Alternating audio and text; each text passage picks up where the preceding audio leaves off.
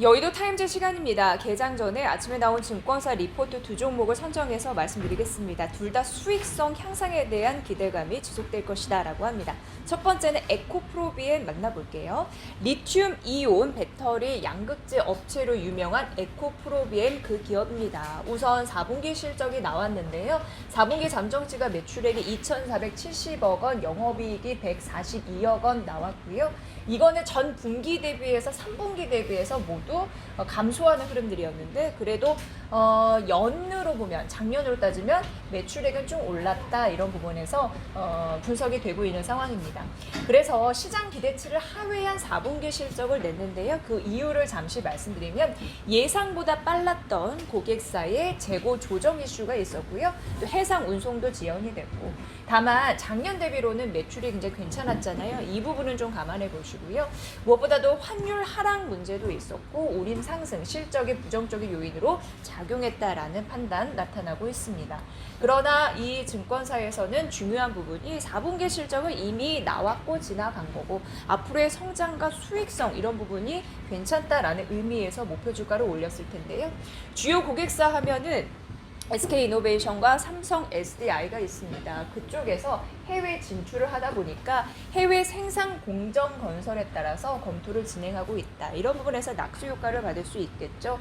2014년은 18만 톤으로 예상하고 있다고 합니다. 생산 능력이 앞으로도 확보가 될 거고 매출액도 4조 정도 달성을 가시화할 것이다라고 예상되고 있는 상황인데 에코프로 자회사가 있습니다. 이쪽에서 올해 2분기 양산 개시에 따라서 원가 절감 효과를 볼 수 있다고 합니다. 앞서서 그런 부분이 선행되지 않아서 4분기 실적이 하회했습니다만 앞으로 이런 모멘텀들이 생기면서 원가 절감 효과까지 볼 수 있는 상황이고요.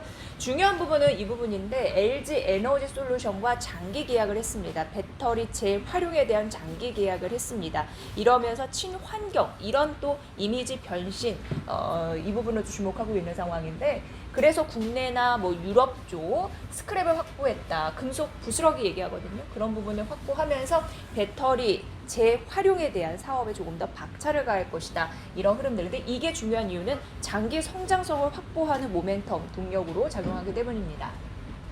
앞서서 양극재 기업이라고 말씀드렸지만 생산 능력이 중요한데요. 24년도 같은 경우는 18만 톤을 목표로 하고 있습니다. 이만큼 올라갈 것으로 예상되고 점점 올해를 기점으로 우상향되는 패턴 나와줄 수 있는 그런 상황이고요. 부분별 매출액에서 보시다시피 전기차 부분은 굉장히 중요합니다.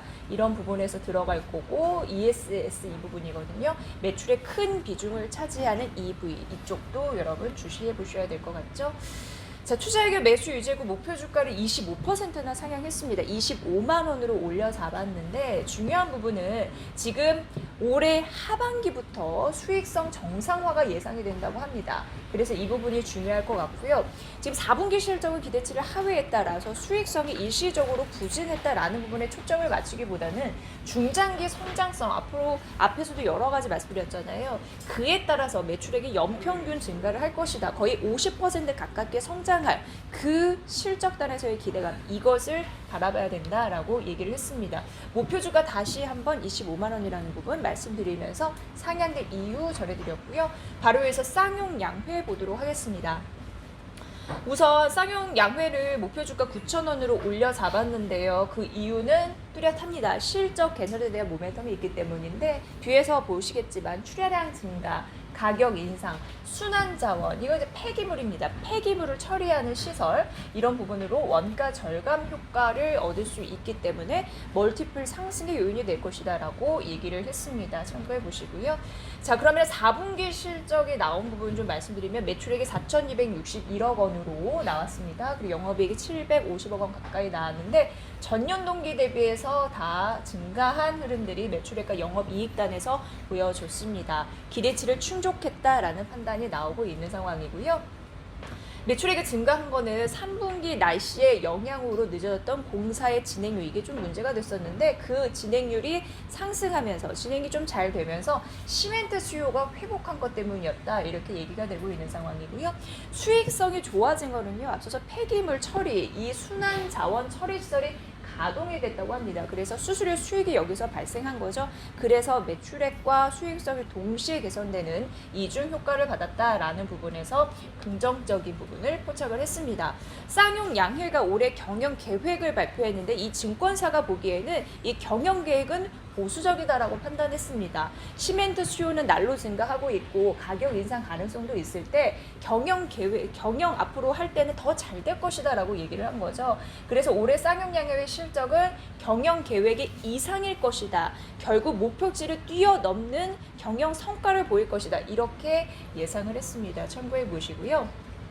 지금 리포트에서도 넘쳐나는 투자 포인트라고 하면서 강조를 했거든요. 우선 시멘트 출하량이 증가한다. 중요한 이유입니다. 작년 주택 분양이 2년 연속 증가를 하면서 전년 대비 늘었고요. 지금 시멘트 출하량의 변동성 같은 경우에는 넓게 펴지는 경향이 있지만 중요한 부분은 시멘트 출하량이 반등할 시점이 됐다. 18년 이후 줄어들었는데 이게 턴 어라운드 할 가능성이 높다라는 부분에 초점을 맞췄습니다.